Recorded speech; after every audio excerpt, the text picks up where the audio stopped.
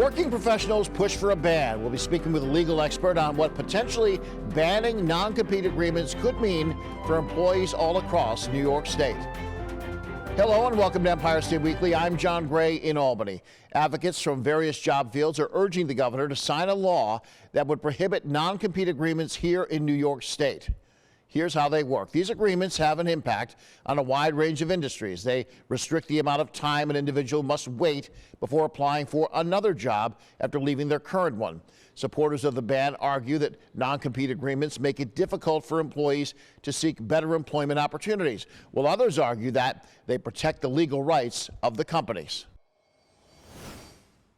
Joining us now to give additional insight on these non-compete agreements, Daniel Siegel, a lawyer with Tully Rinke. Daniel, thank you for coming on. Thank you for having me. Well, I want to get some kind of definitions out of the way first. People sign contracts all the time. You buy a house, that's a contract. You buy a car, that's a legally binding contract. What's the difference between a contract and a non-compete contract? What are these things? Yeah. So in employment context, there are two different times. Sometimes when you first join up with your employer, you'll have your general employment contract, and a non-compete will be part of it, like a single clause within your full contract of what your employment agreement is. But then there are also times where even after starting or before starting, the non-compete agreement will be its own separate agreement that they want you to sign, basically agreeing that after you're done with your employment, you're not going to go and work for a competitor who you'll take all your company secrets and give it to their biggest rival. And there are also even cases where when an employee is ending their employment and they're trying to negotiate some sort of severance agreement as they're leaving, that there might also be a non-compete as part of being able to obtain a severance agreement. So those are the main. Sometimes it's either within the employment agreement itself, or sometimes it will be a separate non-compete agreement either at the end or at the beginning of the employment. And are these things enforceable right now in New York State? So I can see somebody saying, well, I don't care what I sign. I'm leaving. You can't make me stay here. Lincoln freed the slaves. I'm free to go, and I'm going to go and work across the street. Your competitor, you can really get in some legal knots, can't you? You can. There are some current limitations. Generally, they have to do with the amount of the length of time and the scope. They can't. A company can't say you can't work with any other company in this county, even no matter the field. So usually, the current ones that are enforceable are saying you can't work within a specific geographic area. You can't work for a year or two after, and you can't work in our same field of business. But generally, if it's going to be enforceable as long as it isn't too restrictive, whereas the current legislation is looking to make it all of them unlawful. And also, the context of what you're doing probably matters a lot. I'll give you an example. This is 20, 30 years ago in this area, Albany area. A hair salon had one of the main people leave to open their own shop. That probably would have been fine, but they took like half the stylists and then a bunch of clients. Now it's getting messy where the person who's losing all these people might be saying, wait a second, you just took half my business.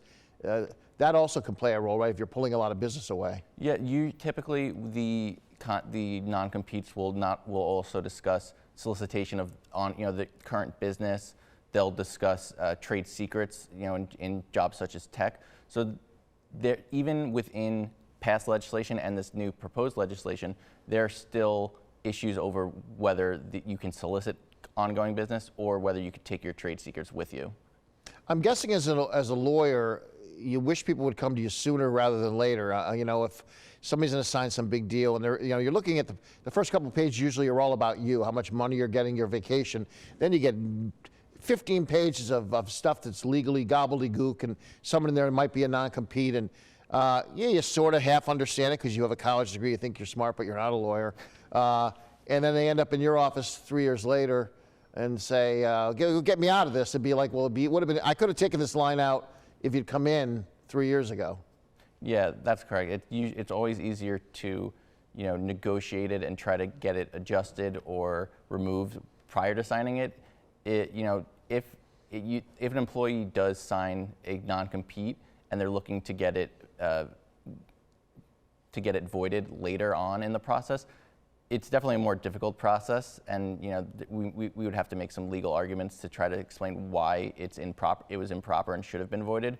But of course, it would be easier to negotiated out of the contract prior to signing it. I would think too, because in TV we have contracts, and I've had this discussions with people in the business. Like, you say, well, why are you agreeing to all this stuff? Say, well, I love my boss, I love the company, and bosses change, companies change. I mean, that things, especially if it's a 3, 4, 5 year deal, things can change in the course of that deal, right? Where now where you thought you'd never leave, now you want to go, and now you're kind of handcuffed. Yeah, that's correct. Especially with the fact that it's, as you said, your bosses could change. You're signing it to the company itself, so you don't know who will be enforcing it. And sometimes when they give you the agreement, they're like, yeah, that's just kind of boilerplate. We're not actually going to enforce it, But if they weren't going to enforce it, they wouldn't have included it in the first place. So it's always better to be safe than sorry. Got you. And what do you tell clients always if they start having an issue with work?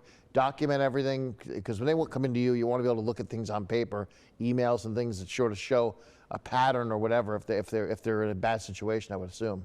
Yeah, that's correct. I always say there's always two sides to every story, and the easiest way to make your case is to have not just your own side, but to have the emails and documentation backing it up. So it's always best to have that documentation in advance to help establish it, because it won't just be your attorney you're trying to convince, or the other side. It's going to be potentially a judge or a mediation panel, and it's always important to be able to demonstrate that with objective evidence.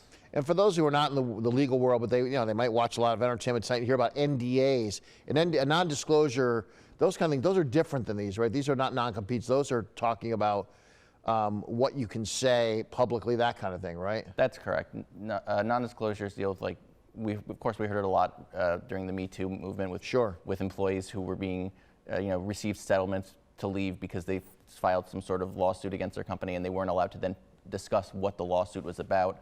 You might also see it where the company will ask you to sign a non-disparagement clause where you're not going to publicly bash them or kind of speak about them. So that is separate from the non-compete agreements. But there's also legislation in the works to get rid of non-disclosure agreements or to limit them as well. Right, and the employers, in terms of them, these are sort of necessary evils for them, aren't they? Some of these, not just the NDAs, but the non-disclosures as well. They do have a right somewhat to protect, especially intellectual property, I would assume. Yes, especially with the non-compete clauses. The bigger issue is, protecting both the business, like you mentioned the hair salon example, where you don't want someone leaving and, taking half your customers with them, or, who taking your intellectual property where, you came up with this great idea and then going to another company and bring it to them, and then you lose business. The whole idea of any restrictions on non-competes has to do with competition within New York State. And you both want to make it so that employees are able to be protected and go and be fully compensated and not have to worry about being locked in somewhere where they can't leave, because there's that portion of the competition. But you also want the companies themselves to be able to be like, well, we don't want to have to risk losing someone and losing our business and losing our trade secrets, because why would we hire someone if we know they could walk out the door? Yeah. Yes. All right, thank you. We'll have to leave it there. Daniel Siegel, Tully Rinke, good information tonight. Thank you so much. Appreciate it. It is the festive season, and many are likely looking for ways to share what they have by giving to a charitable cause. When we come back, scammers are out there looking to take advantage of you and your spirit of giving. We'll speak with a member of the Better Business Bureau when we return on how to keep your money secure this holiday season. Quick reminder, if you have a comment or story idea, please tell us about it. Email us at news@news10.com. We're also, of course, on X, formerly known as Twitter, at WTEN.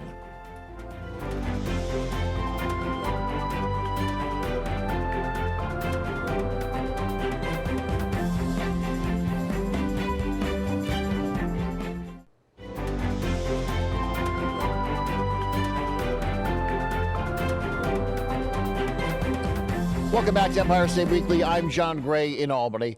This holiday season means increased shopping online for many of us, and that poses an increased danger of falling victim to scams.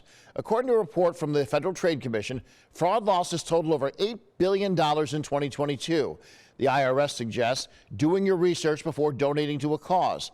They say it's better to avoid charities that demand immediate contributions or pressure you into giving over the money. They advise people to only donate to institutions that they know. We are joined now by Katarina Schmieder, the Communications Director for the Better Business Bureau of Upstate New York. She's here to give us some advice on keeping your charitable donations safe this holiday season and really all winter long. Katarina, thanks for coming on.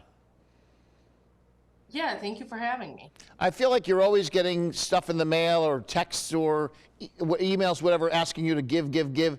But the holiday season's even more so, correct? Yeah, so like you said, this is the perfect time to be talking about, charity scams and tips for donating safely as, the majority of people who donate do the most of it in the last few weeks of the year. So throughout the holiday season. And, it's great that people in our community are so generous, but at the same time, scammers are aware of that and are looking to take advantage of people. So that's something to keep in mind as you're donating. Is there a particular holiday a scam you're hearing more about from people complaining, whether it be gift card things or is it just general giving, give to this cause? Well, I would think the charity scams and then, online shopping scams are kind of two separate things. We're not really seeing too many charity scams right now. I did a check in our scam tracker, but that doesn't mean that it isn't happening and it's not something you should keep in mind, as you're giving this holiday season. However, the number one scam that we're seeing right now involves online purchases. So 4 out of 5 scams that are reported to BBB actually involve online purchases. So that's something to be mindful of as you're doing your holiday shopping. I know, we're a couple weeks away from Christmas, so people might be getting closer to crunch time. So you really have to be careful as you're scrolling social media. Look out for fake advertisements. Scammers are aware of the buying trends and what the hot items are each year. So if you're scrolling through and you see offers that sound too good to be true, they most likely are. So keep scrolling and don't enter any of your, personal information. Also, make sure that you're shopping on safe websites. If you're unsure about a business or retailer, we'd encourage you to look them up on bbb.org. We have thousands of business profiles with reviews and ratings, and you can see what other customers have experienced with a particular company. But just make sure that you're on a safe website. One thing you can do is to look closely at the browser. Make sure you see HTTPS and a little lock symbol. That S stands for secure, and the lock symbol will tell you that you're on a secure website. I If you think, yeah, don't see those things, it's best not to enter your personal information. I was thinking most of us have seen that, but we didn't know what the S meant for secure. And in terms of online, what you're pointing out, I'm assuming, is if, let's say, you're looking for the popular toy that it's tough to get, and you're looking at when you Google it, you see Walmart, Target, then you see a site you never heard of, and they've got it for 20% less. You'd be tempted, oh, I'll buy it there, I'll save money, and they've got it in stock. And what happens? They click on it, they give their information. No toy arrives in the mail, I'm guessing. Right. So, one thing you can do to protect yourself is to pay with a credit card. If you pay with a credit card, you're going to have the best shot at getting your money back because most credit card companies have, policies in place to protect you from scams and fraud. Also, if you do encounter a scam, we'd encourage you to report it with us. You can do so on our scam tracker at bbb.org/scam tracker. And you can also take a look at what scams are happening in your area. We update that daily throughout our region. And, right now, I would say the biggest thing coming in would be those online purchase scams. But again, that doesn't mean you shouldn't be careful and on the lookout for charity scams as you might be looking to donate over the next few weeks. Again, one thing you can do is just make sure that you aren't being tricked by a scammer and you're looking at a legitimate charity. One thing they'll do is they'll create a website for a charity that looks or sounds similar to a commonly known one. So just look closely at the spelling, the name, the logo, and if it looks suspicious, it probably is. So it's best to avoid it. Yeah, you might be thinking, say, oh, I did a good thing, I gave to the Sheriff's Association. You realize, well, they changed the word in there. It's not the Sheriff's Association. It's something entirely new. There's also you got to watch for pressure, right? The whole sense of you got to do this today. We need the money today. These animals that are dying in cages need the money today. If it's really feeling pressure, that's probably a warning sign, right? Yeah, absolutely. Scammers will play to your emotions and try to get you to donate on the spot. The best thing you can do, let's say somebody calls you and tries to get you to donate right now and says there's an urgent need, start asking them questions about the charity. If it's a scammer, they might just get frustrated and hang up because they don't have those answers. But either way, you should hang up and try to do some research on the organization before you make a donation. Any trustworthy or legitimate charity isn't going to care if you give a donation today, tomorrow, or next week. So keep that in mind and never feel pressured to give on the spot.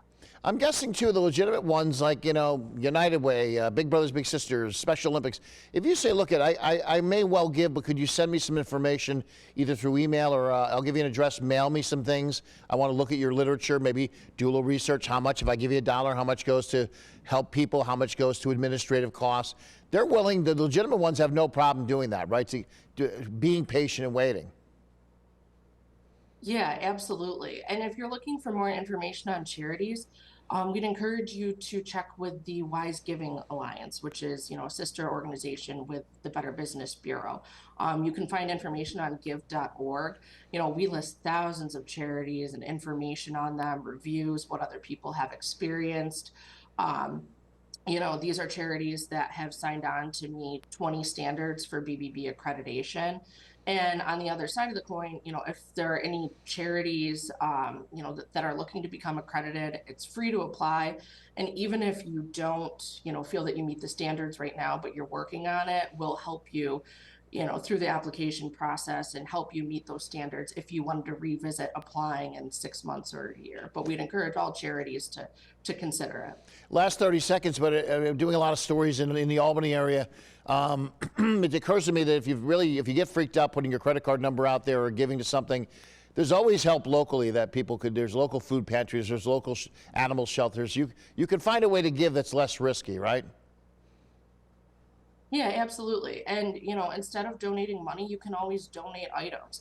Ask the charity what they need this time of year outside of a cash donation. And most of them would be happy to tell you and happy to accept whatever you're willing to give. All right, great advice, Katarina Schmieder from the Better Business Bureau, upstate New York. Have wonderful holidays yourself, and thanks for the great advice.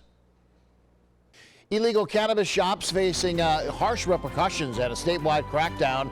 Well, when we come back, details on how the crackdown and the legal cannabis licensing program is now over. Everything's back up and running.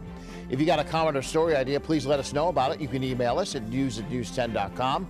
You can also find us on X, formerly known as Twitter. We're at WTEN.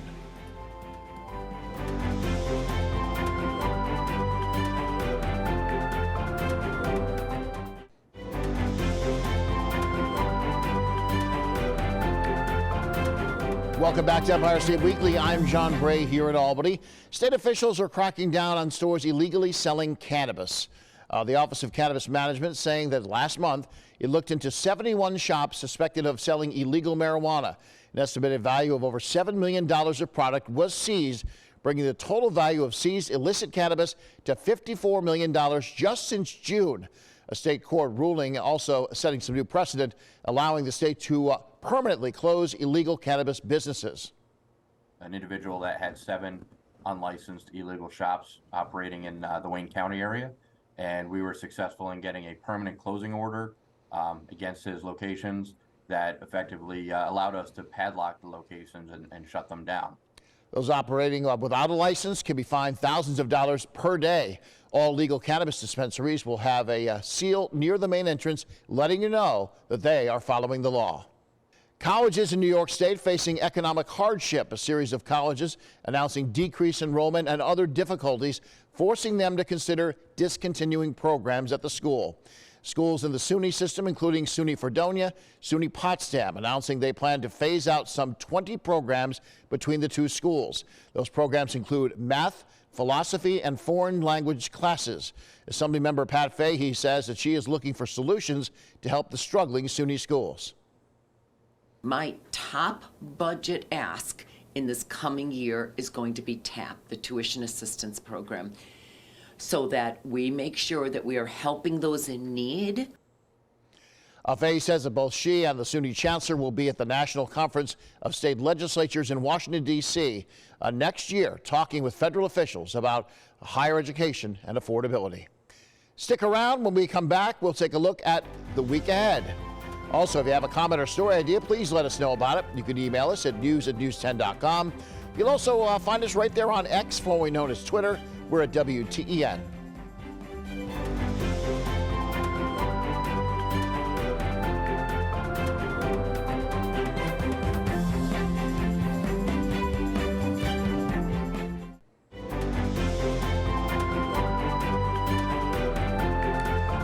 And finally on Empire State Weekly, as we come to the end of the year, we're taking a look back now at some of the biggest items in the world of education. And some of the bigger items from the year include the Education Department's decision to have schools remove the Native American mascots, logos, and team names. The state also facing a teacher shortage of some 180,000 teachers needed to replace those who are retiring, as well as the continuing incidents to protect college campuses from anti-Semitic incidents. Next week, we'll be speaking with the State School Boards Association on the biggest take they have for this year and their takeaways as well. For now, from all of us here at Empire State Weekly, I'm John Gray in Albany. We'll see you right here next week.